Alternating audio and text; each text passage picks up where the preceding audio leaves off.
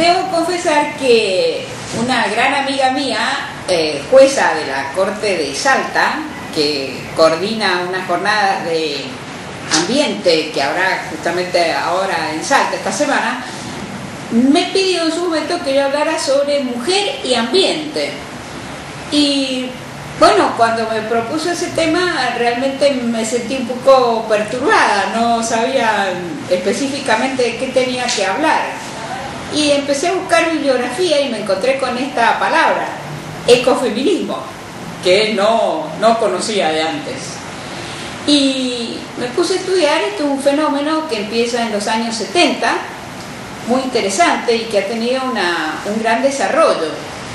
En realidad, como la misma palabra lo indica, ecofeminismo, este movimiento recibe influencias de la ecología y del feminismo, de ambas.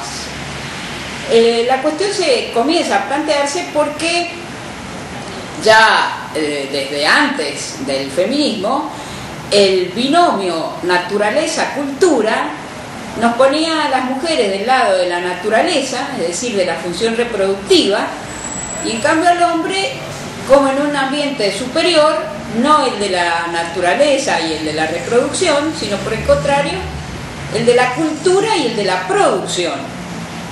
De modo que la mujer aparece en un ámbito, como diríamos, hasta menor, precisamente vinculándonos a aquellas tareas que no son remuneradas, y esta vinculación entre mujer-naturaleza, porque somos las que tenemos la función reproductiva, naturaleza como mujer, es decir, la representación de la naturaleza como la mujer, por ejemplo, el caso típico de la Pachamama, estas identificaciones han tenido resultados muy negativos. Por un lado, porque si mujer es lo mismo que naturaleza y naturaleza es lo mismo que algo menor, porque lo mayor es la cultura, entonces lo nuestro es un elemento no valorado. Bueno, este primer aspecto fue, por supuesto, una pensadora muy importante para la destrucción, digamos así, de esta identidad nefasta. Fue, como todos sabemos, Simone de Beauvoir, en aquel famoso libro El segundo sexo, en el cual ella se preocupa por colocar a la mujer en el ámbito de la cultura y sacarla de esto que parecía lo menor. A su vez, identificar naturaleza con mujer podía llegar a significar también minusvalorar ya no la mujer sino la naturaleza, y así como la mujer puede ser vulnerada, bueno, también vulnero la naturaleza, también abuso de la naturaleza, también la destruyo, también hago las mismas cosas que hago con la mujer, las hago con la naturaleza. De modo que este movimiento del ecofeminismo tiende, hay muchos ecofeminismos, hay ecofeminismos marxistas, ecofeminismos anarquistas, hay muchísimas variantes. Pero si algo caracteriza en general al fenómeno de la filosofía, digamos, del ecofeminismo, es darnos cuenta de que todos estos dualismos originarios deben ser desestructurados y que ambos, mujeres y hombres, pertenecemos a estos dos reinos, si queremos llamarlo de alguna manera, naturaleza y cultura, y ambos debemos preocuparnos del cuidado de la naturaleza, porque no es lo inferior, y también del acceso a este mundo superior, que es el de la cultura, que es el de la producción, que es el de la economía. De modo que es un movimiento fundamentalmente igualitario. El viejo fenómeno del ecofeminismo radical, que creía que las mujeres éramos las únicas que sabíamos comprender a la naturaleza, bueno, este está un poco abandonado. Y hoy el ecofeminismo que predomina, insisto, es este ecofeminismo igualitario, llamado de alguna manera liberal.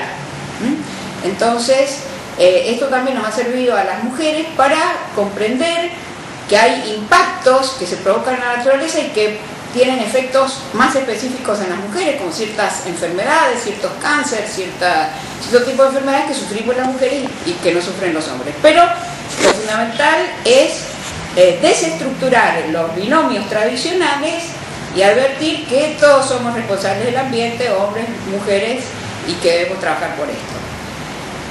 Por supuesto, en la charla de hoy voy a hablar de muchas mujeres que han sido las creadoras de estos movimientos del ecofeminismo, como para que empecemos a valorar también a aquellas mujeres que quizás no salen tanto en los libros, no son para nosotros demasiado conocidas, pero que son personas que han ido marcando hitos en la historia y que me parece que debemos conocerlas, aunque sea poner alguna foto de ellas.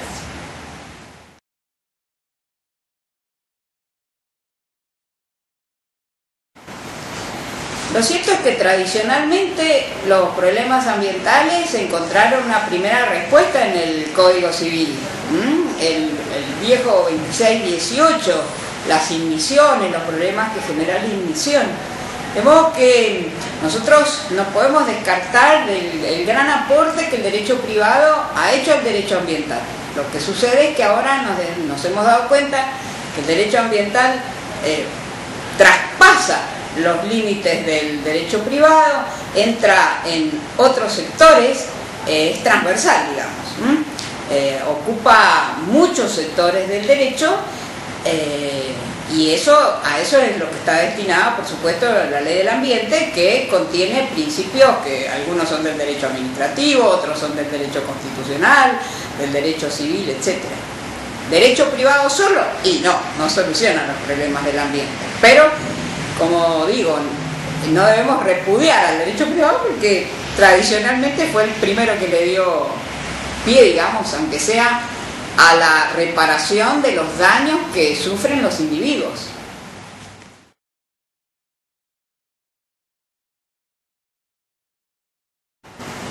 Nosotros el principio precautorio lo tenemos casi con exclusividad en la ley del ambiente. Por supuesto que lo hemos traído de tratados de la Convención de Río, y la jurisprudencia se viene mostrando un poco vacilante respecto a la aplicación del principio precautorio, pero esas vacilaciones son propias del principio precautorio, porque no es un principio fácil de aplicar, especialmente porque el principio de proporcionalidad es básico para una buena aplicación del principio precautorio.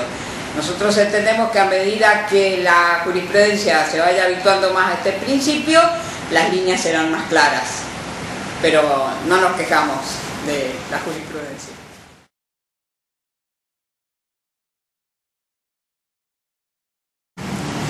Nosotros siempre estuvimos de acuerdo con la sanción de la ley que hoy llamamos de matrimonio igualitario. Entendíamos que el proyecto, cuando se trató, quedó con algunos defectos. Así se aprobó y bueno, hoy intentamos a través de la jurisprudencia y ahora en el proyecto que estamos preparando de reformas al Código Civil, solucionar aquellos inconvenientes. Los inconvenientes graves especialmente están destinados al problema de los hijos de estos matrimonios, que la ley no arreglaba. La ley se preocupó fundamentalmente de la pareja, pero no de los hijos. Entonces, ahora en el proyecto de reforma del Código Civil nos estamos ocupando precisamente de los temas que generan en materia de filiación el matrimonio igualitario, el matrimonio de personas del mismo sexo. Aunque estos problemas de filiación no son exclusivos de los matrimonios del mismo sexo. Me refiero a la nueva temática que traen las técnicas de fecundación asistida, donde el principio de la filiación, que en estos últimos años inclinó su balanza al dato genético, hoy con las llamadas TRA, con las técnicas de fecundación asistida, cuando se acepta la llamada fecundación heteróloga, es decir, con material genético de un tercero, exige no sentar la filiación sobre el dato genético, sino que el pilar fundamental debe ser el de la voluntad procreacional. Y esto exige una transformación muy profunda del régimen de la filiación. Como digo, estamos trabajando firmemente para el proyecto de unificación del Código Civil y Comercial, y uno de los temas más importantes en materia de filiación es este.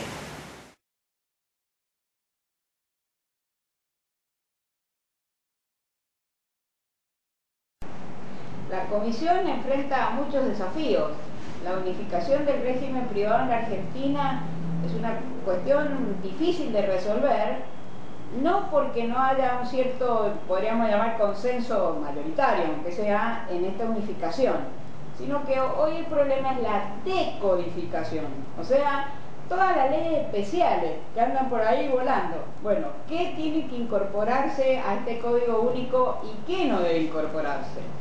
Por ejemplo, los alemanes en la última reforma del Código Civil incluyeron en el Código Civil alemán todo el régimen de protección de los consumidores. ¿Qué tenemos que hacer nosotros? ¿Dejarlo en una ley especial o incorporar al código? Recién hablábamos de la ley del ambiente. ¿Qué traemos de la ley del ambiente al Código Civil? De los contratos comerciales que se manejan más bien en los usos y costumbres comerciales. ¿Qué traemos para codificar? Que supone normalmente una cierta estabilidad más allá de la movilidad propia que tienen estos contratos en el mundo comercial. Entonces son todos desafíos muy grandes. Por ejemplo, hay mucha gente que nos dice que tenemos que modificar la ley de seguros, que no podemos seguir con una ley de seguros de aquella época. Pero modificar la ley de seguros supone también, como decíamos, un desafío muy importante. Entonces, hasta este momento, lo que hemos decidido nosotros tres, el doctor Lorenzetti, la doctora Hayton y yo, es, en la medida de lo posible, todas las leyes especiales, que son en sí mismas cuerpos cerrados, por llamarlo de alguna manera, tocarlos, modificarlos solo en aquello que la reforma los impacte directamente. Por ejemplo, la ley de concursos sería modificada en algunos aspectos vinculados a los privilegios, porque estamos tratando los privilegios del Código Civil.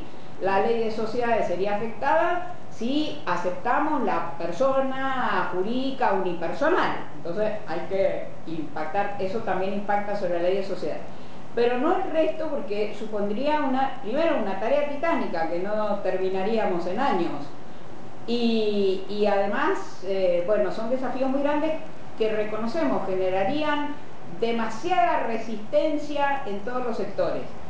Sabemos que siempre los cambios generan resistencia y nosotros estamos intentando hacer un código que responda a nuestros días, aun cuando hayan sectores que lo acepten y otros que no los acepten. Eso tiene necesariamente que ser así en una sociedad pluralista. Por el momento nosotros hemos convocado a más de 30 comisiones, cada una de esas comisiones tiene un promedio de 3 personas y hay personas de todas las ideologías en estas comisiones, de modo que se están escuchando todas las voces e intentamos llegar a textos que la comunidad jurídica acepte. Pero sabemos que hay algunas materias en las que es imposible llegar a ese consenso. Bueno, nosotros propondremos nuestros textos y para eso vivimos en una sociedad democrática y el Parlamento dirá si aprueba o no aprueba ese proyecto. Un ejemplo, la maternidad subrogada. Este es un tema de grandes discusiones, la mayoría de las legislaciones la prohíben. Bueno, ¿qué vamos a hacer nosotros con la maternidad subrogada? Cuando nos están llamando a la puerta los médicos que están haciendo maternidad subrogada. ¿Qué hacemos con esos niños? ¿Qué nacen? ¿Qué regulamos? ¿Qué dejamos de regular? Son temas difíciles.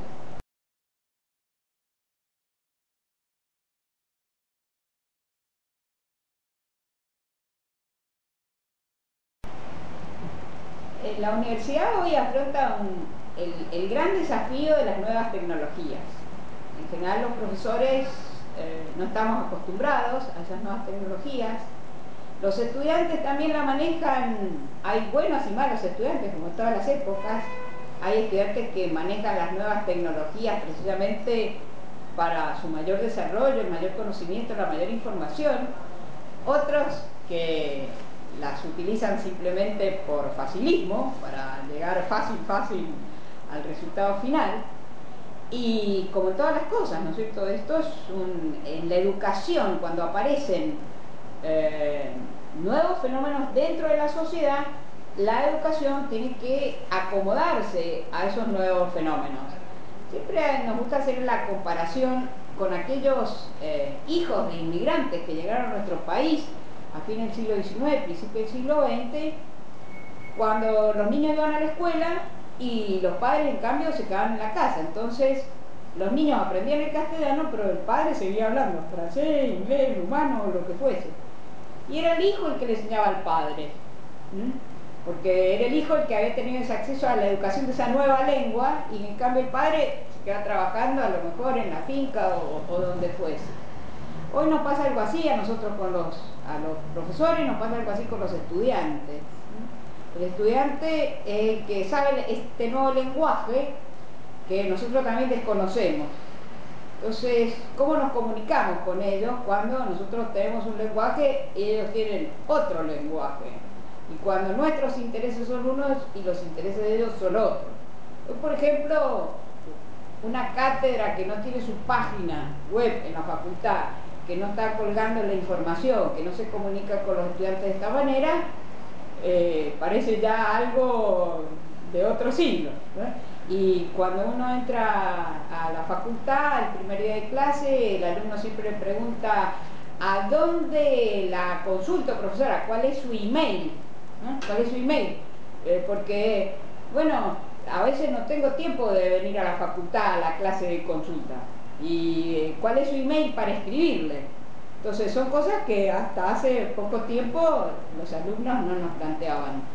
Y más de una vez, cuando uno llega y dice, bueno, esta jurisprudencia, el chico le dice, sí, pero yo en el Facebook vi tal y cual cosa. Entonces, hoy los profesores, creo que los grandes desafíos son primero de los profesores, para aprender la lengua, como aquellos padres que se quedaban en la casa hasta aprender el castellano que los hijos ya habían aprendido en la escuela. Entonces,